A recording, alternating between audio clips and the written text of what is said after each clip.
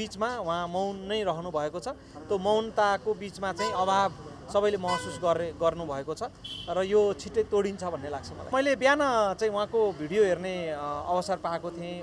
गत वर्षको होलीको चाहिँ भिडियो मैले हेर्ने अवसर पाएको थिएँ अनि मलाई एकदम त्यो चाहिँ धेरै मैले मिस गरेँ। आज पनि हामीले पार्टी कार्यालयमा केही क्षण हामी साथीहरू भेटघाट गर्ने भन्ने थिँदै थियो।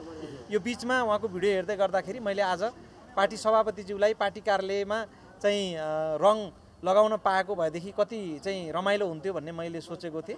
त्यो बिहान मैले मिस गरेँ। सबैले मिस गरेका छौँ, आज हामीले पनि मिस गरेका छौँ। सबैमा यो छ। यो आन्दोलन होइन, यो चाहिँ समर्थनमा। अब किनभने एउटा सामान्य हिसाबमा हेर्ने हो भने एउटा स्कुलको पूर्व प्रधानाध्यापकले त्यो स्कुलको बारेमा चिन्ता गर्ने र चाहिँ त्यो प्रधानाध्यापकको चाहिँ समर्थकहरूले चाहिँ त्यो प्रधानाध्यापक हुँदाखेरि राम्रो थियो भन्ने, त्यस्तै तपाईँको चाहिँ अरू पदमा बसेका मान्छेहरू पूर्व हुँदै जाँदाखेरि त्यो हुने। पूर्व राष्ट्रपतिहरूको पनि देशप्रतिको चिन्ता हुन्छ। त्यो पूर्व राष्ट्रपतिहरूले बोल्दै गर्दाखेरि पनि त्यहाँ केही समर्थकहरू हुन्छन्। पूर्व प्रधानमन्त्रीको हुन्छ, पूर्व मन्त्रीको हुन्छ, पूर्व राजाको पनि त्यो समर्थक हुने स्वाभाविकै कुरा हो। र देशप्रति चिन्ता हुनु सबै नागरिकको, देशमा बस्ने, जन्मने, हुर्कने, यो देशमा काम गर्ने सबैको देशप्रति चिन्ता हुनु राम्रो कुरा हो। तर अहिलेको जुन एउटा अकर्मण्यता देखिन्छ सरकारको, त्यसको प्रतिफल पनि हो। जनता चाहिँ एउटा चाहिँ जुन एउटा वितृष्णा बोकेर हिँडिराखेका छन्। जनता एकदम आजित भएको अवस्था छ होइन। अहिलेको भ्रष्टाचार, व्यथिति, कुशासन, तपाईँको चाहिँ परिवारवाद, अब यो चाहिँ यो तन्त्रहरूलाई, यो एउटा अवस्थालाई चिर्नको लागि जनताले अपेक्षा गरेका छन्।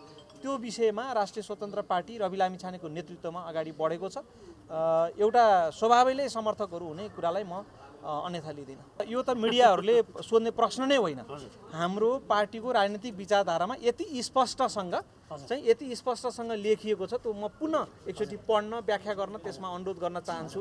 त्यसमा थप व्याख्या गर्नु पर्यो भने त्यसैमा आधारित प्रश्नहरूलाई म व्याख्या गर्न चाहन्छु। हाम्रो पार्टीले स्थापना गरेको तपाईँको चाहिँ दिनदेखि आजको मितिसम्म एउटा लोकतान्त्रिक विधिको परिकल्पना गर्दै आएको छ र त्यही विधिमा अगाडि बढ्छ।